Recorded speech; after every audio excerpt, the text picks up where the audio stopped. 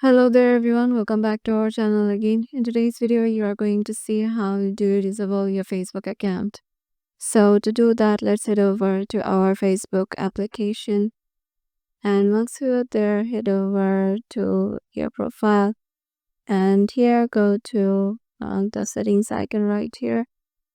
And now what you need to do is just to go to Account Center. And then go to Personal Details. Now, go to Account Ownership and Control. Go to Deactivation or Deletion.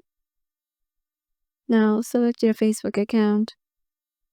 Now select deactivate account. Now it says your account and main profile will be deactivated and your name and photos will be removed from most things that you have shared. You will be able to continue using Messenger. So tap on continue and tap on continue again. Now what you need to do is just to re-enter your Facebook password and then your Facebook account will be disabled or deactivated. So yeah, this is the easiest way you can do this. Hope this video will help you out and we'll see you in the next video.